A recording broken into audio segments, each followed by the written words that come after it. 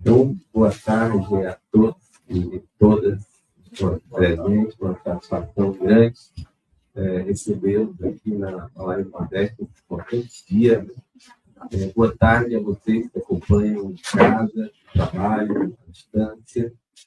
Para aqueles que vão assistir gravado, bom dia, boa tarde, boa noite.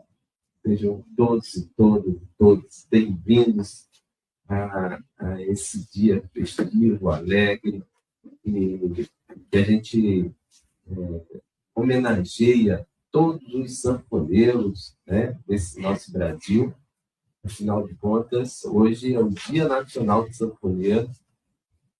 95 anos, né, de Sivuca, o nosso sanfoneiro maior, paraibano de Itabaiana, que deu a honra, né, no seu aniversário, ser o Dia Nacional do Sanfoneiro. Então, hoje, essa atividade de abertura de um projeto novo da Associação Cultural Paraíba do Nordeste, Forma do Centro, em que eu vou chamar aqui a nossa presidenta Joana Alves, ilustre Joana Alves, para dar uma palavrinha nessa abertura desse nosso projeto, tão importante projeto. Joana Alves, por favor.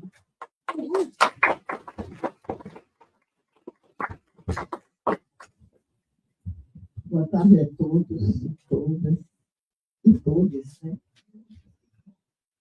Eu acho que é um dia, assim, tão significativo para nós que trabalhamos com a cultura nordestina. Estou bastante emocionada. Há muito tempo que eu queria trabalhar esse dia, né? E já é o segundo ano que foi implantado e eu não conseguia fazer absolutamente nada. Eu já tentei fazer um teatro, um sanfoneiro, uma missa, celebrar. Mas a minha ideia é que a gente comemorava mesmo todo ano, porque é um mestre que merece nossas referências. Né? Foi, além dele, tem outros, né, como Dominguinhos, e outros, não vou citar, tem uma lista. Né? Paulista, tem aqui São Paulo, para citar. Mas eu acho que foi uma homenagem muito bonita para ele, né? Esse dia de comemorar o aniversário dele com o Biro Sanfoneiro, né? Foi feito há pouco tempo, me perdoe, não foi o deputado que encaminhou isso, mas Efraim Moraes, ele teve um bom senso. Acho que a gente tem agora mesmo continuar fortalecendo esse dia, esse momento, né? Essa pauta, porque eu acho que todo ano devia ter mais forrozeiro, sanfoneiro, subindo a pauta do forró, que é uma das coisas que está com dificuldade de crescer, né? Porque ainda tem muita gente que não tem essa sensibilidade de ver o que é o nosso Nordeste, de ver o que é a nossa cultura. Dificulta muito esse processo de salvaguarda de patrimônio. E aí tem sido uma luta de classe mesmo, né, que é surdo, para que a gente mantenha e não deixe no esquecimento pessoas tão importantes como Sivuca, como Luiz Montalho, como Dominguinhos, como Pito Acordeon, como esses mestres do Fórum de Oito Baixo aqui, Luizinho Calixto e outros que tem aqui, que eu não consigo gravar o nome já. Meu HD está bem cansado, cheio. Aí, para gravar esse nome todo, preciso estar com a lista na mão. Mas eu quero dizer que eu estou muito feliz, sejam bem-vindos. É uma gratidão muito grande você estar aqui para debater esse tema, porque é um sonho que a gente continue e vai expandir muito mais essas ações pelo Brasil. A Paraíba já está bem consolidada, mas a gente vai continuar lutando. Agora mesmo, acabei de sair de uma reunião discutindo justamente isso. em Alagoas, né, tem um celeiro muito grande de forrozeiros e de cultura popular, mas aí não tem dificuldade de colocar essa cultura no palco. Não dá para entender. É um celeiro imenso, mas quando se trata das festividades, a gente não encontra o forró no palco. Nosso forró tradicional. Então, hoje é celebrando isso e agradecendo, prestando essa homenagem para ele, a Glorinha dele, que foi a companheira de muito tempo, né, que hoje ela deveria estar aqui conosco, mas ainda está com dificuldade, ela mandou ainda um seu problema dela. Cada vez que a gente convida, Joana, não é possível, está ruim, mas eu agradeço e agradeço muito por ter sido essa companheira de cuidar também da cultura nordestina, né? Ela foi, além de companheira dele, ela sempre teve um relacionamento muito grande com a música brasileira, foi assim, de grande importância.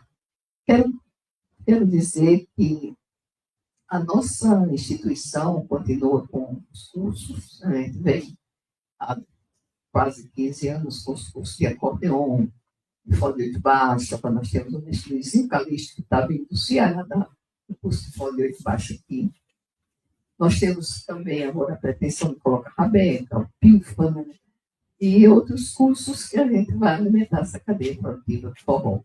Então, uma das grandes preocupações minha, visto que nós tivemos já um tempo, né, muito grande, trabalhando nesse foco, hoje o forró é patrimônio nacional, e daqui a 2028 ele se tornará patrimônio da humanidade. Né? É uma preocupação tanto na fomentação como na capacitação para que a gente tenha mais jovens, que falta do jovem no mercado com essa cultura tradicional.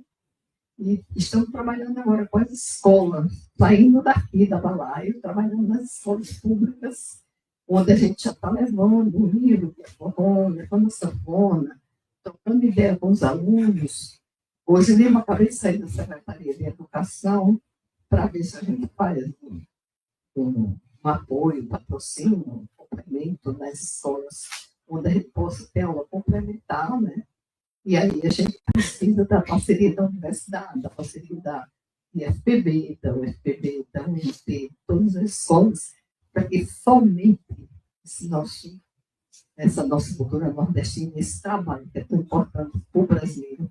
Eu ainda não vi, não cheguei em nenhum país para falar de forró e dizer aqui é lá, coisa que se dá no contrário. Quando você fala em forró, todo mundo quer dançar forró. Então, acho que tem importância. E grande. Né? Então, a cultura nordestina é rica, mas muita gente não sabe valorizar. Eu apelo, sempre onde eu estou, apelo, gente, vamos trazer a cultura nordestina. Não é só aqui no Nordeste, não é. Lembrando quem pensa que só se trabalha a cultura aqui, o forró principalmente, mas se você sai daqui, fora do país, é que ela tem uma boa. Então, aqui a gente precisa mesmo valorizar o que a gente tem.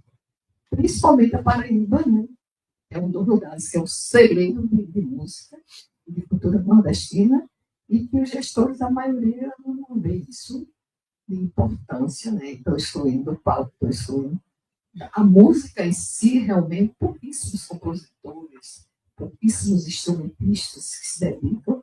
Quando começa a se dedicar, não acha espaço para tocar e vai fazer outra coisa, porque não tem que ter espaço, não tem que ter sentido.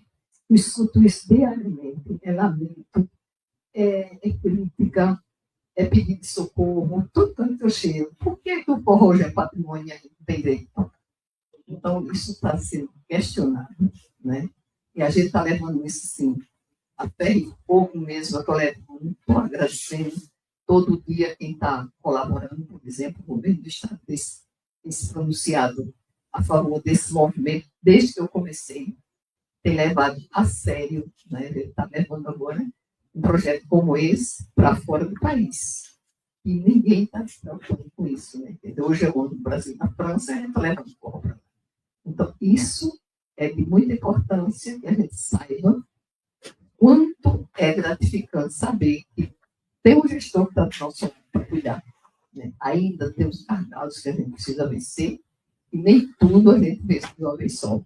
Mas como eu sou uma pessoa que não desisto mesmo de nada que eu quero, eu continuo insistindo. Esse forró vai ter um dia que ele vai estar em cima no palco e olhando para baixo assim, olha, eu estou aqui, viu? Isso vai acontecer e não vai demorar, porque a gente está trabalhando fortemente para isso acontecer. Meu muito obrigado, eu falei demais.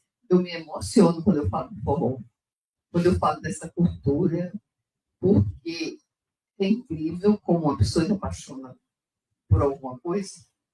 Eu não toco, eu não danço, eu não canto, mas eu nasci no berço de forró, então eu fui embalada pela música e pela cultura. Eu nasci no interior, no sítio, comendo pamonha, vivendo São João, dançando corpo de roda, brincando com a cultura popular na minha família, no meu ambiente de trabalho. Como é que eu posso negar que eu sou nordestina? Como é que eu posso negar que eu gosto da música tão bem? E quando eu encontro um espaço que posso dialogar, eu vou abrindo, assim, não tem a dúvida que eu falo. Não fumar o microfone, eu fazia todo. Mas muito obrigada. E aqui eu passo a palavra para o Henrique, que acho que vai dar continuação. E agradecer a todos que estão aqui, inclusive a equipe lá no Nordeste tem sido, assim, importantíssimo nesse momento. A gente tem trabalhando muito. Tem pessoas lá, tem um arroço. Tá sempre, tem um bibio ali, tem pira que fica aqui, junto conosco, de longe, olhando, chegando perto. E está sempre assim. A Deilma fez tanta diferença quando ele saiu da rádio. Volta, Deilma.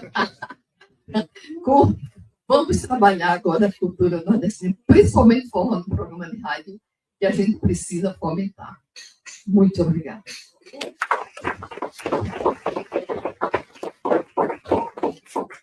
Obrigado, Joana. E só repetindo, né? Forró no centro, né? Agora é forró no centro.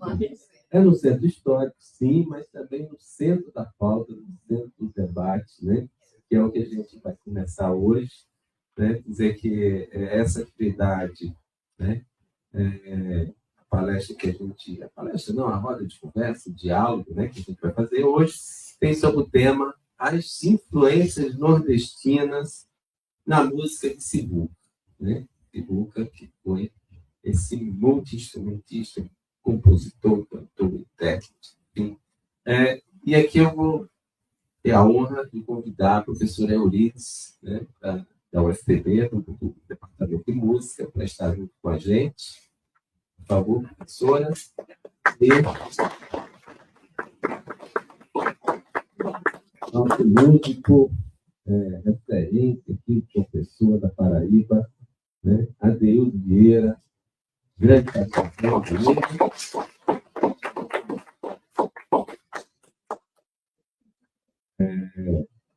eu vou pedir só uma licencinha para ler aqui uma breve trajetória do nosso homenageado. Acho que é importante dizer por que é que a gente está falando de Sivuca, né? Ou seja, Severino Dias de Oliveira, né? Nascido em 26 de maio de 1930, 35 anos de nascimento, né? Viveu mais de 70 anos e com uma produção assim muito vasta, né? Então foi um acordeonista, violonista e cantor brasileiro, além de seu estado natal, a Paraíba, e das cidades de Recife e Rio de Janeiro. Trabalhou e morou em Paris, Lisboa, Nova York, intermitentemente. Tem duas filhas, a Vilma da Silva e Flávia de Oliveira. Casou-se com a compositora Glorinha Gadelha, em 1974, uma parceria fantástica, né, de muitas composições, de muita música. Trabalhou com músicos de jazz escandinavo da década de 80. Suas canções mais famosas são João e Maria, com letra de Chico Buarque, Feira de Mangaio, com letra de Glorinha Gadelha. Nome dado aos mercados de artesanato do Nordeste brasileiro, né? Feira de Mangaio. Utilizou instrumentos improvisados em conjunto com instrumentos convencionais e combinou estilos regionais tradicionais, como forró e choro, como jazz, bossa nova e música clássica. Sua carreira profissional começou em Pernambuco, já aos 15 anos de idade, na Rádio Comércio, e seu primeiro disco com Humberto Teixeira, em 1950. Levou a trabalhar no rádio e na televisão do Rio de Janeiro, a partir de 55, com os brasileiros. Excursionou pela Europa em 1958. Se mudou para Nova York em 64, por lá até 76, e trabalhou com Lilian Makeba e Harry Belafonte, entre outros. Né? Tem documentários, uma produção, uma discografia para mais de 20 obras, né? Bastante extensa, e andou pelo mundo inteiro, mas disse que não queria morrer em outro lugar que não fosse a Paraíba. E aí, em função de acometido com a doença grave, retornou a Paraíba em 2003, mas ainda passou entre nós 3 anos de muita produção. Fez apresentações fantásticas, magistrais. Você encontra, inclusive, muito material, né, na internet, entre eles uma gravação de Sivuca com o Clã Brasil, muito bonita, orquestra. Por fim, em 2004, gravou um DVD Poeta do Tom, né, com orquestra. Enfim, né, Sivuca, nosso sanfoneiro maior, e hoje estamos aqui com pessoas com um conterrâneo de Itabaiana, né, a Deus Vieira, e uma professora especialista, a professora doutora Euridice, música, que vai falar um pouco sobre Sivuca, mas eu vou ler também, pedir licença para ler um pouquinho da história desses nossos convidados, né? Então, professora doutora Euridice Souza Santos, mulher negra, natural de Amélia Rodrigues, Bahia, tem licenciatura em música pelo UFPE, mestrado e doutorado em música pelo UFPA, com doutorado de sanduíche pela Queen's University of Belfast, Irlanda do Norte, Reino Unido, professora titular da Universidade Federal da Paraíba, onde ministra disciplinas e orienta trabalhos na graduação e na pós-graduação em música. É autora do artigo Nordestinidade Gonzaguiana na música de Sivuca, 2012, coordenou o fórum em homenagem a Sivuca junto ao grupo de pesquisa em etnomusicologia do PPGM-UFPB, é membro do International Council for Traditional Music, ICTM, membro da Associação Brasileira de Pesquisadores Negros, ABPN, coordenou a extensão cultural da UFPB, COEX, de 2004 a 2009, foi presidente da Associação Brasileira de Etnomusicologia, APEX, de 2011 a 2013, coordenou o programa de pós-graduação em música da UFPB de 2009 a 2021, coordenou o coletivo Muana Music, grupo formado por pessoas negras pesquisadoras em música, 2020 a 2022, é autora e co-organizadora do livro Música e Pensamento Afrodiaspórico, publicado pela série Livros da Associação Brasileira de Pós-Graduação e Pesquisa em Música, ANPPOE, 2022. Eu peço uma salva de palmas aqui para a nossa comunidade.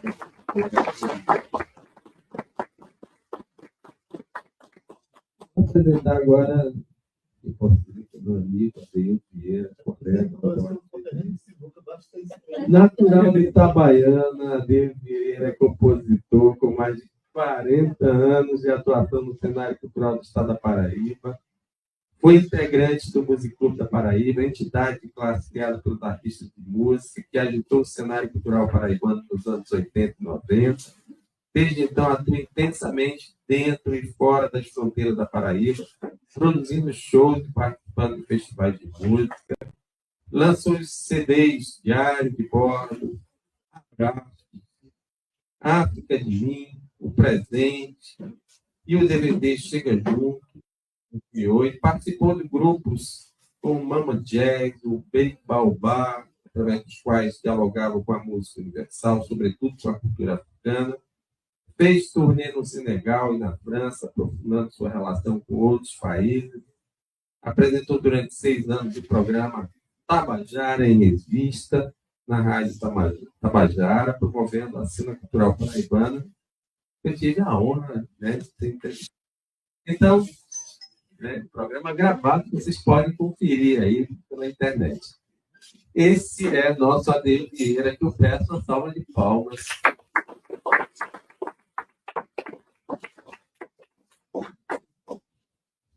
Então, eu sou Henrique Sampaio, né?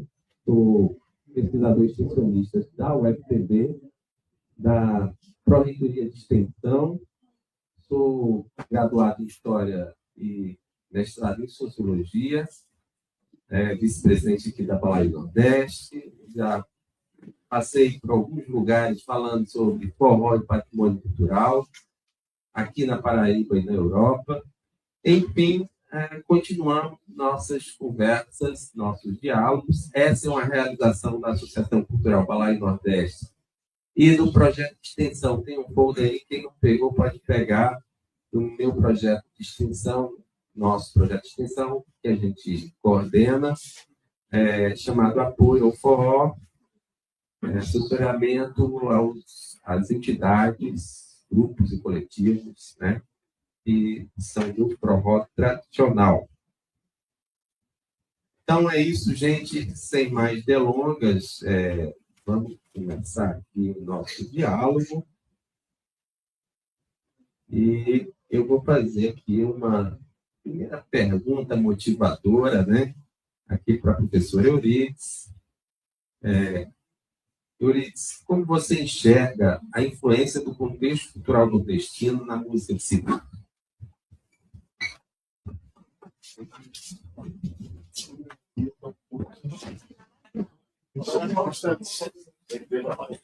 Só um instante.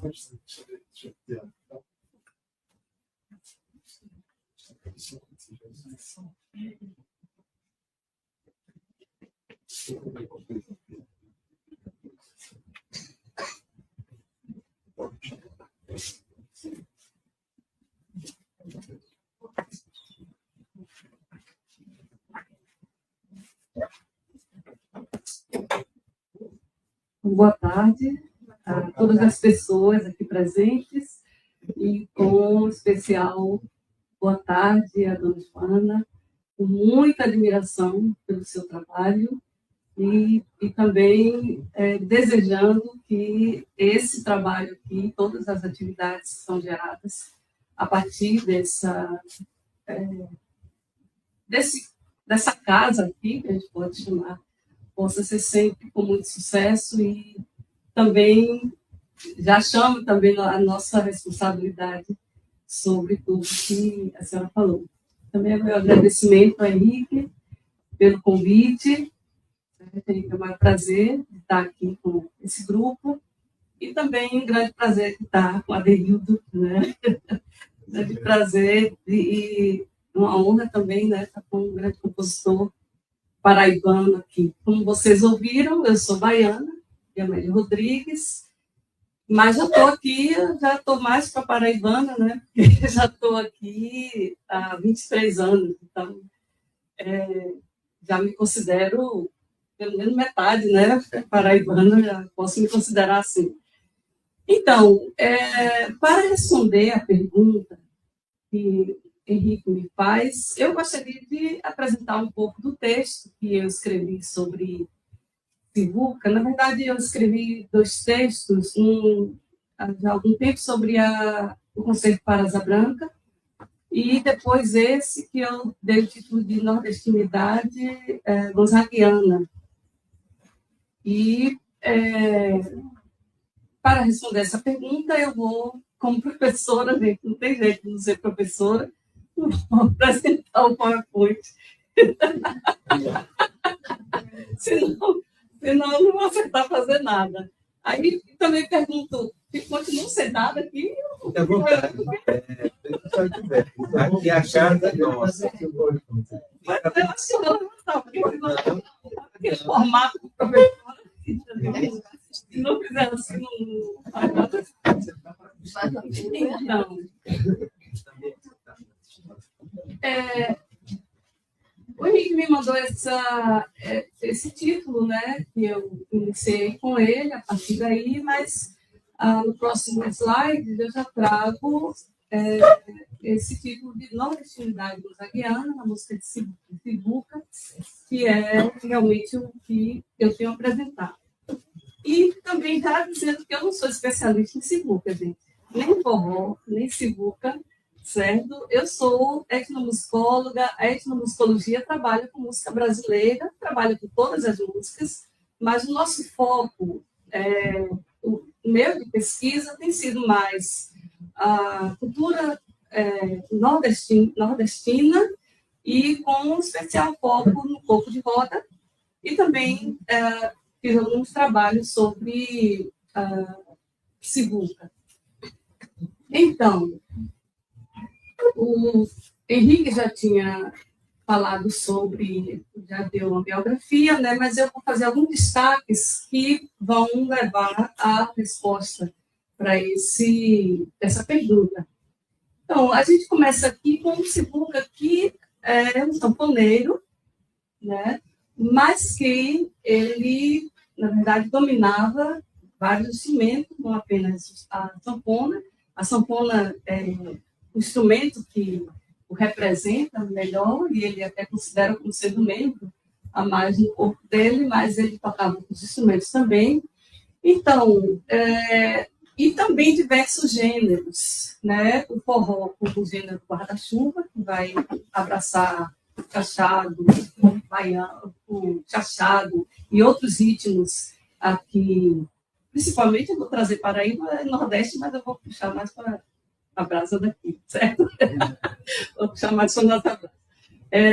Os gêneros musicais mais tocados, principalmente, que a gente está chamando aqui de nordestinidade, né? E, como digo aqui, né, embora não sendo o único instrumento musical que tocou, o acordeão sempre teve um papel singular na sua carreira. Tal era a intimidade de Sivuca com o instrumento, que ele afirmava ser um ser humano diferente dos outros, porque tinha um livro extra, que era o acordeon. Essas informações são de entrevistas dele, que no final eu trago a referência. Certo? Por favor. Entre as muitas experiências no exterior, eu acho muito interessante essa com a Miriam Makeba, que também já foi citada por Henrique. Ele trabalhou entre os anos de 65 a 69 em Nova York e trabalhou como arranjador e violonista. Inclusive, o nome dele está entre os melhores violonistas dos Estados Unidos, que eles vão chamar de guitarra, né? Mas como sendo dos melhores violonistas de uma determinada década nos Estados Unidos. Mas ele próprio disse que o acordeão estava sempre lá encostado, porque a hora que tinha oportunidade, ele trazia e tocava. Aqui, vocês vão ver que ele vai estar tocando violão. Aí eu vou pedir, por favor, Sara, para passar um trecho dessa música, que aqui, aí eu também já vou trazendo o gênero, que ele está tocando a Chove Chuva, do Jorge Ben.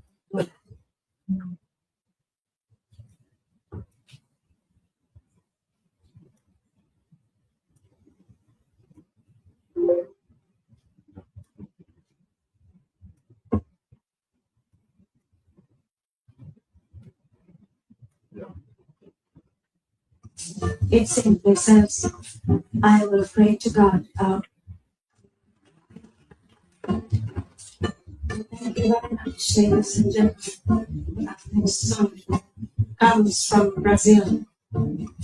It simply says, I will pray to God, our Master, that this rain will cease to fall on my divine love, so young, beautiful, and innocent. Oh, please, rain, do not drench my love, Chove Chuva. Chove chuva, chove sem parar. Chove chuva, chove sem parar. Hoje eu vou fazer uma festa, adeus, não sei se chuva para molhar minha e a minha linda é mais que o infinito é fluida que toma para chuva no Você sabe depois, porque ele acompanhou essa cantora durante todo esse período, né? E levando a música brasileira, né? Estava tocando violão aqui, mas levando a música brasileira por onde ele andava, né? Então a gente vai passar adiante, né? E também ele gravou. É bem interessante a gente pensar no Sivuca, nessas imagens, como arranjador, não só compositor, arranjador e também acompanhando outros músicos, né? Trabalhou ainda com violão, né? Com Golden Bossa, Nova Guitarra, no Japão, também com Harry Belafonte, como já foi dito, ao violão e também acordeon. E aí, fazendo a parceria, né, com Glória Gadeira, toca piano, violão e acordeon. Né, em diversos contextos, não só o uso do acordeon estava relacionado à condição de se manter no mercado musical. É bem interessante a gente perceber isso, que o interesse dele era tocar acordeon, mas o mercado nem sempre permitiu que ele estivesse tocando acordeon. Ele disse que acordeon, naquele momento, naquele período da carreira, não era um instrumento que o manteria no mercado do modo como ele gostaria, né? Então, ele tinha que tocar outros instrumentos, fazer arranjos, acompanhando, ganhando essas experiências, para poder, hoje, a gente ter um Sivuca conhecido como sanfoneiro ou acordeonista, como a gente conhece hoje, né? Agora, passar um pouco mais. Então, em determinado período da carreira, já nos anos 80, ele vai começar a se aventurar pela música sinfônica, tanto escrever e tocar música sinfônica, principalmente no gênero que é o concerto, né, que a gente vai ver aqui na frente. Para isso, Sivuca, primeiro, ele compõe Asa Branca, que ele vai chamar concerto sinfônico, e algumas vezes eu encontrei em jornais concerto sanfônico para Asa Branca, porque ali sim ele está fazendo o solo de sanfona, mas em conferência com a Glória Gadelha, ela disse que o nome sempre foi concerto sinfônico, e não sanfônico, né? E aqui ele destaca a singularidade dessa obra, que era provavelmente a primeira vez, né, que a orquestra brasileira estava tocando pela ótica do acordeonista. Ele próprio fazia os arranjos, né, a orquestração, e, como ele diz aqui, tudo ficava muito harmonioso, né, porque conheço bem as possibilidades e as limitações do instrumento, né, e assim ele podia compor para o acordeão como solista, né? Essas imagens todas eu peguei da internet, por isso que não estou colocando ali. Vou pedir, por favor, sabe, só um trechozinho, já mais para o final, essa última parte você pode trazer mais para frente? Mais? Sim, pode ser. Como a música é muito conhecida, né? Só mais para vocês perceberem a improvisação que ele vai trabalhar.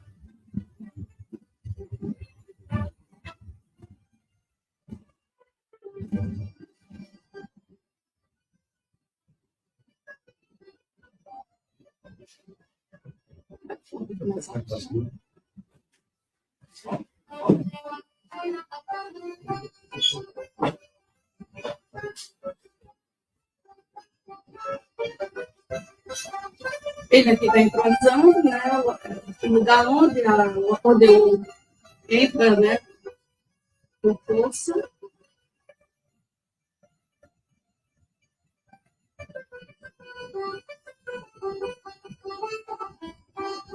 E você pode perceber outras músicas entrando nessa improvisação.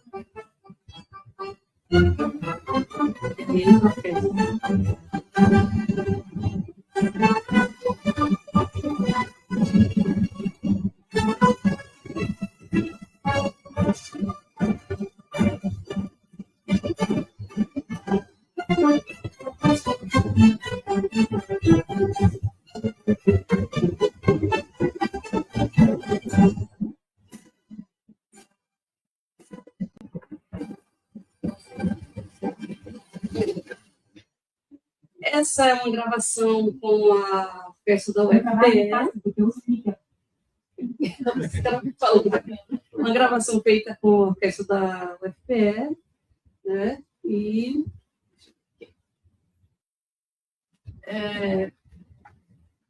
o que ele vai falar sobre esse momento que ele começa a compor para a orquestra. Ele vai dizer, né, que a vivência, a observação e a vivência entre músicos da cultura popular, desde a infância, contribuíram para as bases do fazer musical de Sivuca, né? E aí ele diz, eu aprendi muito com os artistas populares, principalmente os cantadores de coco, que até hoje influenciam o meu trabalho. Tá aí já um pouco da resposta do que você me perguntou. Esses cantadores animavam as noitadas que a família de Sivuca, né, promovia ao redor das caieiras. É bem interessante a gente perceber o quanto a cultura popular ela faz esse chão, esse terreno fértil para músicos do tipo de Sivuca e muitos outros, aqui também Luiz e outros que eu não conheço aqui, o quanto a cultura popular forma esse terreno fértil para o desenvolvimento de músicos, seja que gênero musical for, seja que instrumento for, certo? E que também gênero, no caso, dos que vão trabalhar com o concerto. Antes da gente ouvir esse outro concerto, eu queria passar um pouco.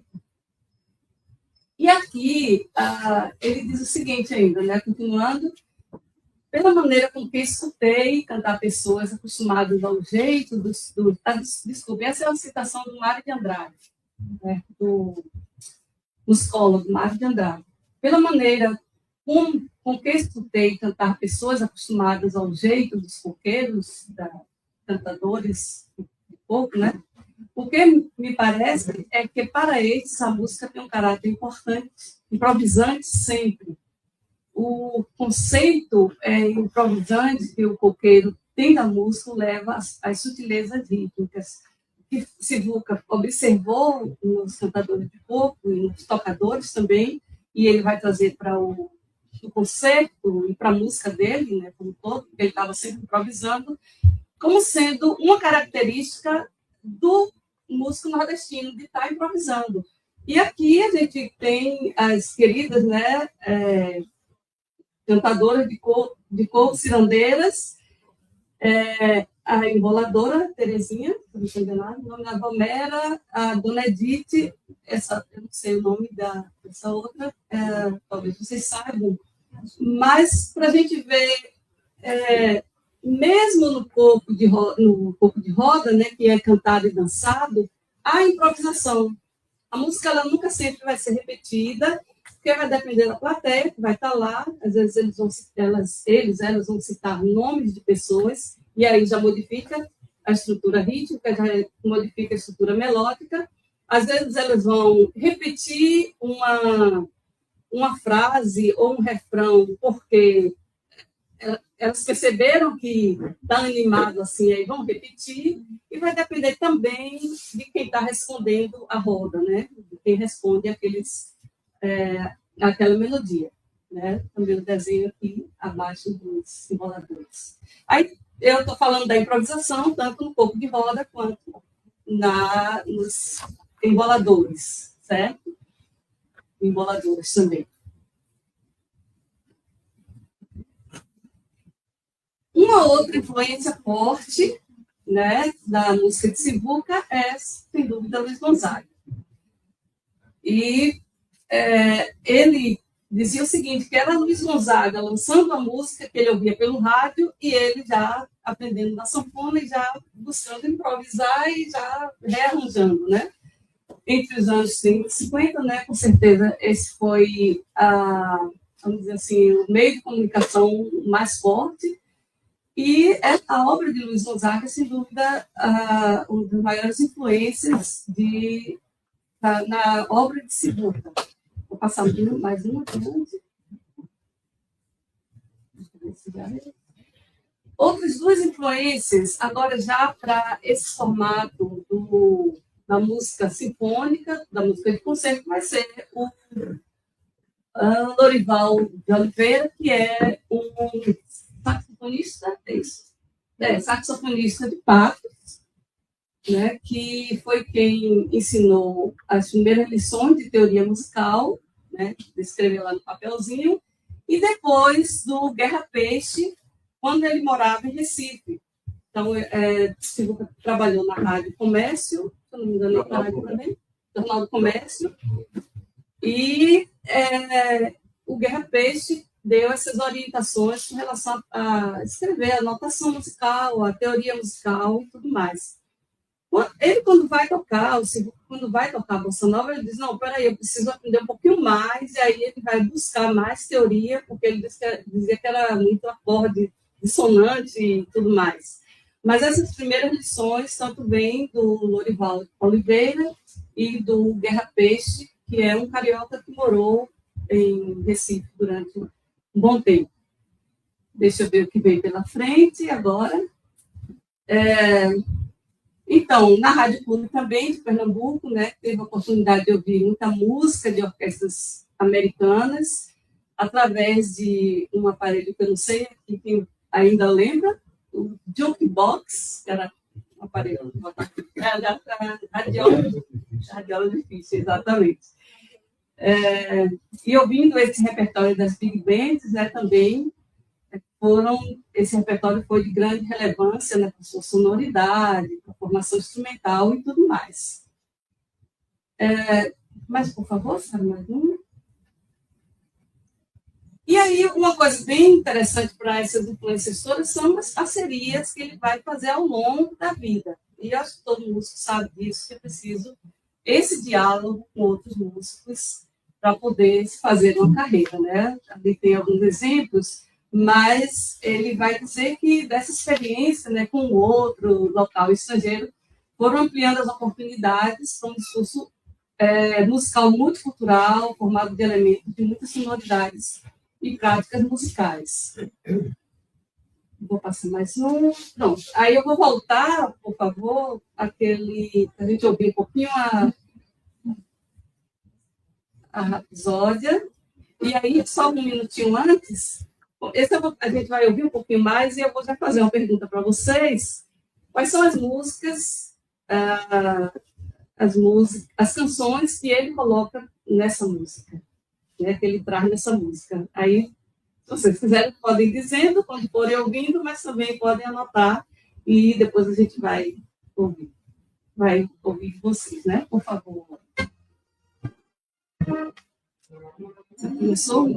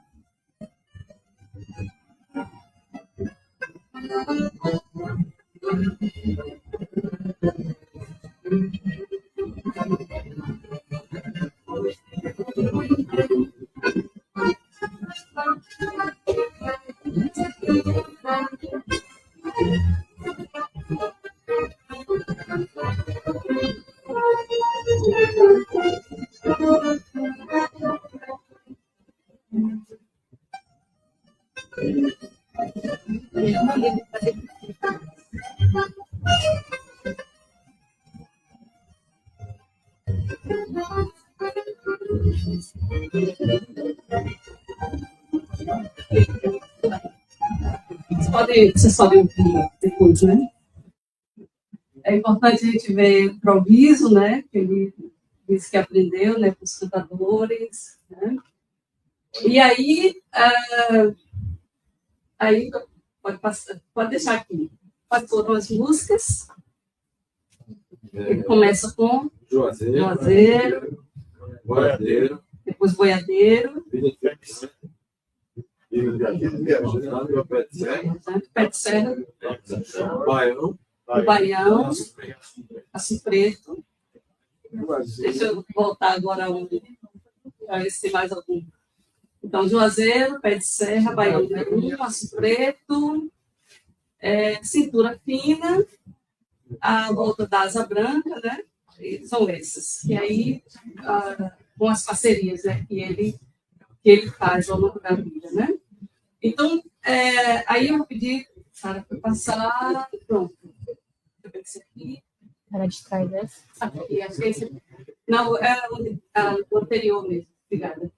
Então, Ele dá o nome a essa música de Rapsódia Gonzaguiana. Né? A Rapsódia, que é um termo grego, significa um trecho tirado de um canto-poema e vai trazer fragmentos extraídos de uma ou várias composições para elaborar uma composição, que no caso aqui de Sivuca, é uma composição sinfônica. Né? E ele realmente trabalha com toda essa nordestinidade gonzaguiana para trazer esse belo conceito que ele traz uma rapsódia, né? Com essa bela música. Né? E o Robert Fuchs vai definir como uma composição de forma livre, muitas vezes baseadas em melodias populares, constando diversos temas tratados em forma de fantasia.